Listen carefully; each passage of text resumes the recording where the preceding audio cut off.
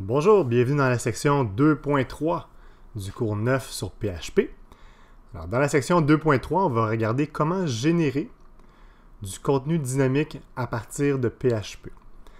Alors, dans le fond, on va formaliser quelque chose qu'on a déjà introduit, qui est l'idée qu'on peut alterner entre des balises PHP et un contexte HTML. Et on va voir comment ça nous permet de générer du contenu dynamique. Sans plus attendre, je vais venir dans Sublime Text. J'ai un fichier de départ ici. Ce que je vais faire, je vais créer un fichier index.php et je vais copier-coller le contenu du fichier de départ à l'intérieur de mon index.php. Comme ça, vous serez en mesure de comparer la version avant et après. Ensuite, je vais aller récupérer mon index.php. Je suis déjà ici dans le sous-dossier, donc au moment de rafraîchir, maintenant que j'ai un index.php, je verrai directement son contenu dans le navigateur. Référez-vous à la section 2.1 si jamais ce que je viens de faire n'est pas clair là, pour le index.php. Alors, voici ce qu'on voit. Bienvenue, nom du client, afficher solde du compte, dernier cours auquel vous avez assisté. Et là, ici, il y a une table HTML avec des cours. Et ce qu'on va faire, que je vous mets en contexte avant qu'on sorte dans le code, ce qu'on va faire, c'est qu'on va remplacer les marqueurs comme nom du client et solde du compte par des valeurs. Alors, quand je dis marqueur, là, le terme en anglais, si vous le connaissez, c'est placeholder. C'est une manière d'indiquer où on va placer des éléments dans une page. Et au cours 11, on va également générer cette table-ci dynamiquement. Alors, pour l'instant, on se contente de valeurs scalaires, valeurs simples, comme des chaînes de caractères ou des valeurs numériques. On verra que tout le contenu, là, incluant des éléments plus complexes, tout le contenu peut être généré à partir du PHP.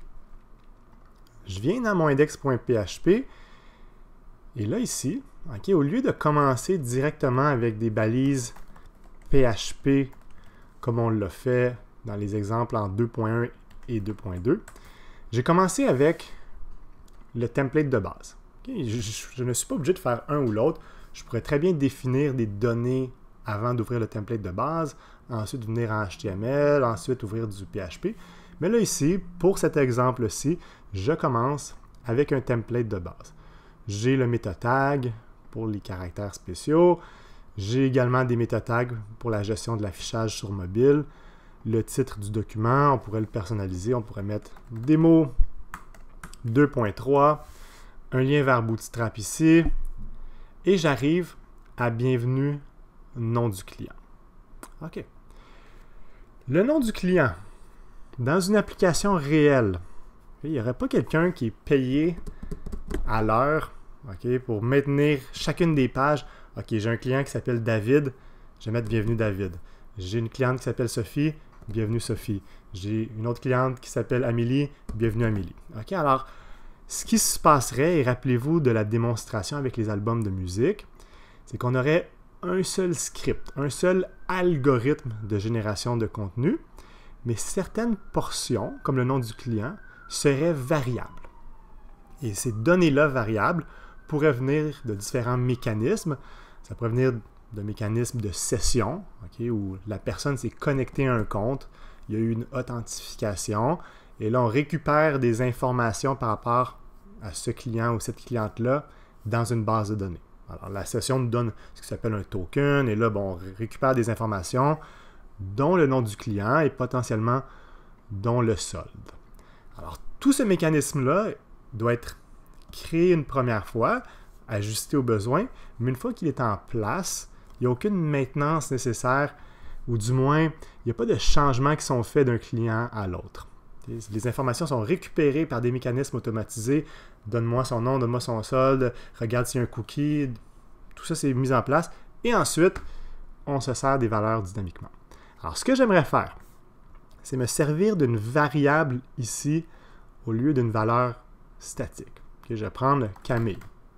Bienvenue, Camille. Mais là, Camille, je ne veux pas avoir Camille, je ne veux pas avoir un fichier avec Daniel, etc., comme j'ai expliqué. Alors, ce que j'aimerais, c'est être en mesure de dire écho le prénom ou le nom du client, ou je vais mettre ce nom client, et fermer mon PHP. Oups, petit message de Sublime. Donc ça, c'est ce que j'aimerais pouvoir faire. Afficher une variable. Alors ici, on a vu vers où on s'en va. OK, mais là, pour l'instant, je n'ai pas de nom client.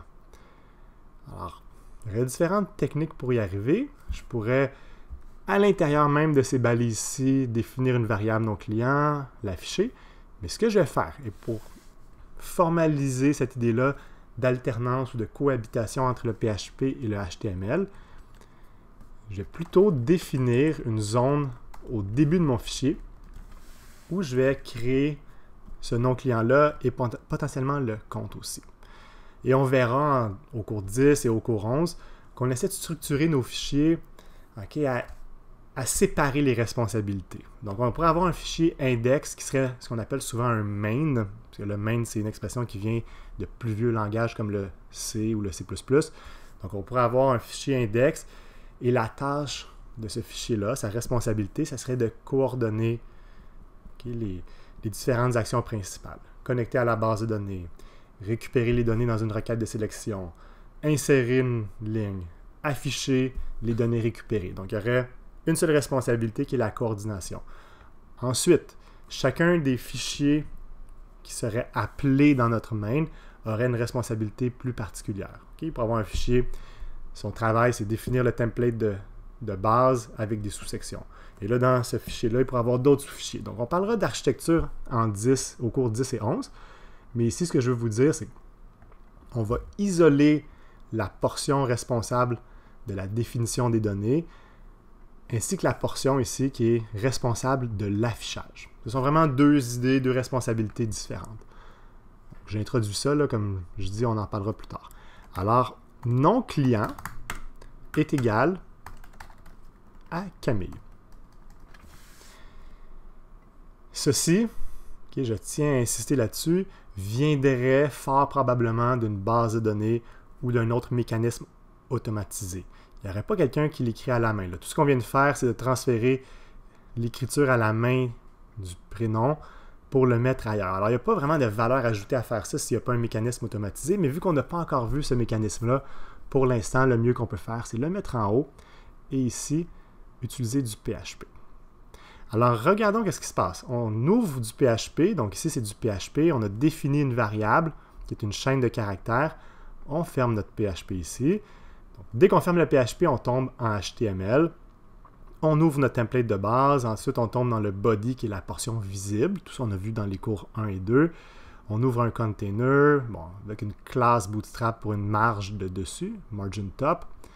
On a des éléments. Et là, ici, on est encore en HTML. Pourquoi est-ce qu'on est en HTML? Tout simplement parce qu'on n'est pas à l'intérieur de balises PHP. Ici, j'ouvre du PHP. Donc, automatiquement, je suis en PHP jusqu'à temps que je referme mon contexte PHP. Alors, tout ceci sera traité comme du PHP. Et c'est important de comprendre que peu importe où vous êtes dans le fichier, vous pouvez faire cette manipulation-là. Okay? Vous pouvez ouvrir du PHP et le fermer, et le serveur va s'assurer d'interpréter le contenu PHP de la bonne façon. Ce qui veut dire que je pourrais très bien définir une variable qui s'appelle class, lui donner une valeur de container, et venir ici, définir une zone PHP pour faire écho de container. Je pourrais tout à fait faire ça.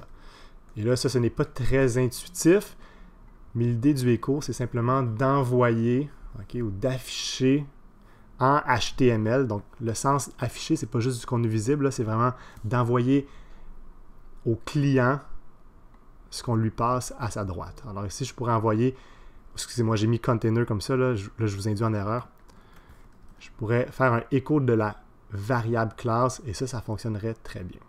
Bon, ça, on en reparlera plus tard au besoin, mais sachez que n'importe où dans le fichier, vous pouvez alterner entre PHP et HTML. Voyons si ça fonctionne. Je sauvegarde, j'ai mon fichier index.php, j'ai tout défini ici. Je vais rafraîchir, et maintenant, j'ai bel et bien Camille. Si je viens dans Sublime et je simule un changement de client, Un changement qui serait fait par d'autres mécanismes, là, que ce ne serait pas quelqu'un encore là qui change ça à la main. Mais imaginez que maintenant le client récupéré par la session et la base de données s'appelle Daniel. Je sauvegarde mon fichier. Et ici, sans changer mon algorithme de génération, je me retrouve avec un nouveau output, qui est une nouvelle production de contenu HTML. OK, on passe à la deuxième étape, afficher le solde du compte. Je vais mettre solde, 2 points. Et là, j'aimerais ça afficher le solde. Donc, imaginez que pour ce client-là, la base de données nous ait retourné un solde de 120 $. Donc, ça, c'est une valeur numérique ici. Ici, okay, là, je vais vous introduire des erreurs communes qu'on fait quand on débute ce mélange de HTML et de PHP. Une des erreurs, c'est simplement d'écrire la variable dans le HTML. Alors là, ça, c'est l'erreur, qui est la plus loin du résultat final. Si on fait juste écrire la variable, quand on va rafraîchir, on va voir la variable. Donc là, ça nous donne un indice qu'on n'a pas défini le contexte PHP qui permettra au serveur de bien interpréter les commandes. Alors, mettons en place le PHP, je vais mettre le point virgule. Ça ici, c'est le deuxième niveau d'erreur. C'est de dire, parfait, j'ai mis du PHP, maintenant je peux injecter une variable. Donc, si je fais ça, là, il n'y aura simplement rien. Okay? Pourquoi il n'y a rien? Parce que je n'ai pas demandé d'afficher, d'envoyer à mon client quoi que ce soit. Je n'ai pas mis la commande echo ou potentiellement print, mais comme j'ai dit en 2.1, pour le cours, on va servir de echo. Alors, la commande echo, dans un contexte PHP, va nous permettre d'envoyer ce qu'on lui met à droite. Qu'est-ce qui sera à droite? Ça pourra être une chaîne de caractères, et dans la chaîne de caractères, on pourra avoir soit du texte brut seul ou des balises HTML ou les deux ensemble. Ça, on l'a vu tout à l'heure. Alors, tantôt, on a vu des exemples avec echo de la balise BR ou echo avec des paragraphes contenant quelque chose à l'intérieur. Mais aussi, ce qu'on peut mettre à droite, on pourrait mettre des valeurs numériques, on pourrait mettre des valeurs booléennes. Alors là, solde, c'est une valeur numérique. J'affiche le solde, je vais voir 120, et là, je peux ajouter, une fois que je suis sorti de mon PHP, un signe de dollar pour... Oups, j'ai accroché la mauvaise fenêtre, pour voir le signe de dollar après. Alors ça, c'est du texte. Là, ici, quand on affiche le dollar, on est dans un contexte HTML parce qu'on vient de sortir du PHP. Alors, c'est ça l'alternance PHP-HTML qui nous permet de générer du contenu dynamiquement. Et ça va prendre de plus en plus de sens au fur et à mesure qu'on va faire des démonstrations. Là, on l'introduit, on le formalise. Ensuite, en 2.4, on va voir que les commandes qu'on peut mettre dans notre PHP ne se limitent pas au echo. On va pouvoir mettre des if-else. Ensuite, au cours 11, on va voir qu'on peut mettre des boucles. Et là, on pourra combiner tout ça ensemble pour parcourir des tableaux, mettre une condition, filtrer, afficher seulement des éléments. Donc, tout ce qu'on a vu là, comme concept en JavaScript, ça pourra s'appliquer avec le PHP. Ça nous permettra d'avoir des scripts de génération dynamique de contenu. Okay, alors, c'est l'introduction à ce sujet qui est vraiment important pour le cours. Ce qu'on a dit aussi dans l'intro en 2.1 au tout début du cours, c'est que le back-end, donc programmation serveur, ça nous permet de faire plusieurs choses, mais pour le cours, l'aspect génération dynamique, c'est ce qu'on va pratiquer, c'est ce qu'on va vraiment présenter le plus en détail. Okay. Ça combiné, mais je mets ça dans le même panier là, avec le rôle de pivot entre le front-end, le client, et la base de données, database. Venons voir si on a tout fait dans la description. Fichier de départ, on a transformé le bienvenu client, une variable, au bon endroit. On a fait la même opération pour le solde du compte. On a mis une valeur différente, mais ça revient au même. OK, on pourrait mettre, ça, je tiens à insister là-dessus, ici, pour solde, okay, qui est une valeur numérique. Tout ce qu'on a vu avant, okay, les opérations de concaténation, envoyer du HTML, tout ça reste valide. Je pourrais dire, j'envoie une balise B qui permet de mettre en gras. Je fais une concaténation avec une variable. Donc, j'ai une partie statique qui est une chaîne de caractères contenant du HTML. Je viens faire une concaténation avec une valeur numérique. Et ensuite, je m'assure de bien fermer ma balise B, qui est une balise bold pour mettre en gras. Et j'ai toujours mon point-virgule après. Alors ça, c'est tout à fait valable. J'envoie tout ça à l'écran à partir de PHP grâce à Echo. Et quand je sauvegarde, je vois que mon 120 est en gras. Juste une démonstration, là. Le but n'était pas de vous apprendre la balise B, mais de vous montrer que ce qu'on met à droite du Echo sera envoyé à l'écran, peu importe c'est quoi, sera affiché. Et là, ici, bon, j'ai déjà mentionné plusieurs fois, là, dans une vraie application, les valeurs de clients et solde compte proviendraient sûrement d'une base de données ou sinon d'un autre mécanisme automatisé. Alors, ça fait le tour de la démo. Si on regarde les diapositives, vous avez un résumé de tout ça, la cohabitation PHP et HTML. Là, ici, bon, j'ai malheureusement oublié d'enlever Cloud9, là, mais sur le serveur, on retrouve nos fichiers. Et j'inclus les fichiers PHP, mais tous les fichiers qu'on édite habitent ou vivent sur un serveur. Mais ce qui est livré au client ne contiendra jamais de PHP. Ça, on l'a démontré tantôt. Alors, quand on a nos algorithmes de génération, l'utilisateur, lui, s'il inspecte dans l'outil Chrome ou un autre outil, il ou elle ne verra que le résultat final. Ça, j'ai insisté. C'est maintenant le temps de faire un exercice. Alors, vous aurez ici un fichier de départ. Prenez le temps de lire, vous êtes guidé, il y a des indices, vu que c'est la première fois qu'on travaille avec la cohabitation des deux langages. Faites l'exercice, mettez la capsule sur pause et on se revoit pour la solution. Alors, nous voilà de retour pour la solution. J'ai pris le contenu du fichier de départ, je l'ai copié-collé dans un fichier qui s'appelle solution.php. Au lieu d'avoir un index, si bien quand je rafraîchis ici sur mon serveur le contenu du dossier exercice, je n'ai pas une page qui est chargée automatiquement comme avec un index.php, mais je peux venir choisir solution.php. Ça, c'est l'état initial. Allons-y étape par étape. Qui est télécharger le fichier. Et comme toujours, ça vaut la peine de se familiariser avec ce qui vous est fourni lorsque vous avez du matériel de fourni. Alors, je viens ici. Dans un premier temps, j'ai une section en PHP où j'ai défini 3 variables, titre, description et quantité. Le titre est une chaîne de caractères, la description également et la quantité aussi. Si vous vous souvenez de l'exercice en 2.2, ça correspond à la définition des variables. On a enlevé la portion affichage là, des commandes écho avec le contexte. Ensuite, à la ligne 10, on débute le template de base ainsi que notre HTML, les métatags, le titre. À la ligne 16, le lien vers Bootstrap. Ensuite, la portion visible avec le body, le container. On va avoir une carte. Donc, on a vu la carte en Bootstrap. On s'est pratiqué à quelques reprises avec aussi dans le bloc 2 JavaScript. Et là, ici, dans notre carte, au lieu d'avoir simplement du texte brut à l'intérieur de notre HTML, on veut rendre l'affichage dynamique. Donc, se donner la chance de définir un algorithme qui va prendre des paramètres d'entrée. Là, nos paramètres, ce sont simplement nos variables.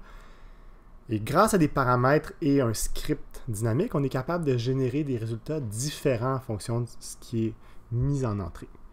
Alors ici, pour utiliser du PHP, je dois absolument ouvrir et fermer les balises PHP.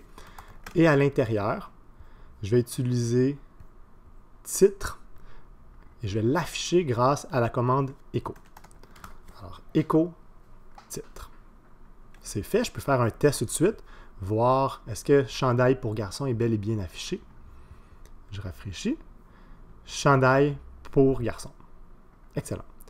On continue dans le texte de la carte. OK, donc c'est toujours une bonne opportunité. Il n'y a jamais de mauvaise occasion pour réviser des concepts. Alors ici, j'ai un paragraphe avec une classe de card-text. Ça, c'est une classe Bootstrap. C'est la section du texte. Si vous êtes incertain ou incertaine, ouvrez la documentation de Bootstrap. Ça prend 2 minutes. Vous pouvez consolider vos acquis. Ici, écho, description.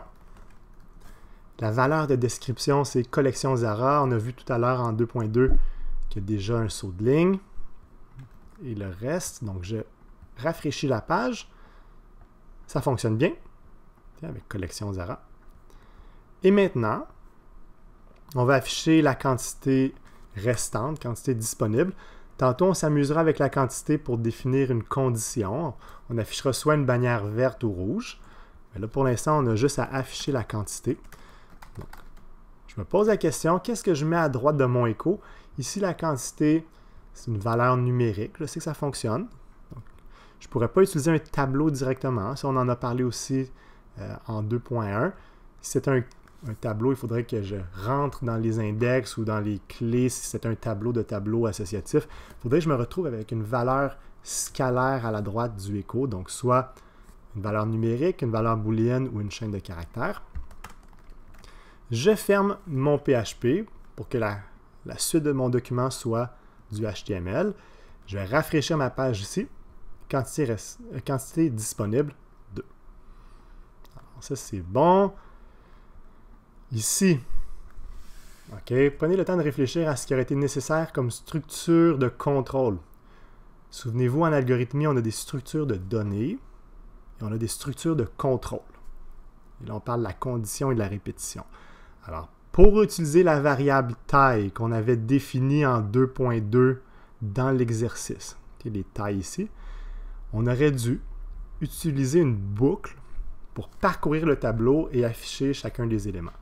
Sûrement que ce qu'on aurait fait, et là on ne l'a pas fait, et une des raisons c'est qu'on n'a pas vu l'élément HTML permettant de le faire, mais ce qu'on aurait sûrement voulu faire, c'est créer un menu déroulant et dynamiquement générer les options du menu en parcourant notre tableau et en créant une option pour chacune des tailles.